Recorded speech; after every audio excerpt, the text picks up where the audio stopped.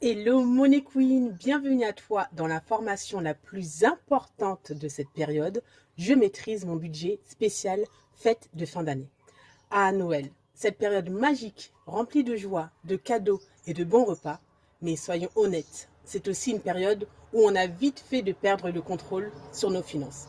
Est-ce que ça t'est déjà arrivé de commencer la nouvelle année avec ton compte dans le rouge pour avoir voulu faire plaisir à tout le monde? Ou d'avoir ce petit stress en te disant, est-ce que j'ai dépensé plus que je ne pouvais vraiment? Est-ce que je pouvais vraiment me permettre tous ces achats? Si oui, rassure-toi, tu n'es pas la seule. Beaucoup d'entre nous nous laissons emporter par l'envie de faire plaisir, par les promotions ou encore par la pression sociale.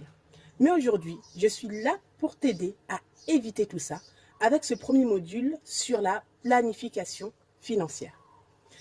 Partie 1, pourquoi anticiper ton budget est primordial. Money Queen, il y a de vrais dangers si tu ne prépares pas ton budget pour les fêtes.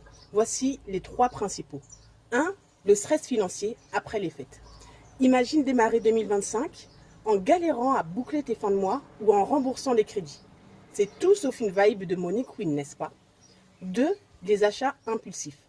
Ils sont malins. C'est les fêtes de fin d'année, on est fatigué, on a juste envie de se faire plaisir et tout ce qui nous entoure brille. En gros, sans plan, tu es beaucoup plus vulnérable aux tentations. Ces promos limités ou ces cadeaux de dernière minute, ça peut vite s'accumuler. Et 3, les dettes. Si tu te retrouves à utiliser ta carte de crédit ou à contracter un prêt ou utiliser ton découvert pour financer Noël, ça peut te suivre pendant des mois. Mais ne t'inquiète pas, tout ça peut être évité avec un peu d'organisation. Et ça, c'est exactement ce que nous allons voir tout de suite. Partie 2, les étapes pour établir un budget intelligent. Alors, comment faire pour organiser et maîtriser ton budget de fête comme une vraie money queen? C'est ce qu'on va voir au travers de 4 étapes simples. Première étape, fixe-toi ton budget global. Dans un premier temps, tu vas déterminer combien tu es prête à dépenser en tout pour les fêtes. Pose-toi la question suivante. Quelle somme puis-je consacrer aux fêtes sans mettre en danger mes finances ou mes projets à venir? Par exemple, on va dire que tu te fixes un budget total de 500 euros et on va voir comment bien les répartir.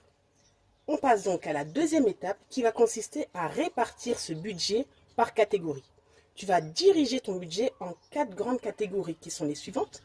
Les cadeaux pour 40%, repas et festivités pour 30%, décoration pour 20% et enfin les imprévus pour 10%. Reprenons nos 500 euros. Donc ça donnerait 200 euros pour les cadeaux, 150 euros pour les repas et les tenues de Noël, 100 euros pour les décorations et enfin 50 euros pour les imprévus. C'est un budget efficace. Certes, ça demande un peu de discipline, mais crois-moi, ça en vaut la peine. Et bien sûr, tu peux ajuster en fonction de ta situation et de tes besoins. Étape numéro 3, ça va être de planifier les dépenses de manière détaillée. Maintenant, tu vas faire une liste précise dans chaque catégorie. Pour les cadeaux, quelles sont les personnes que tu veux gâter et quelle somme tu vas dépenser pour chacune d'entre elles.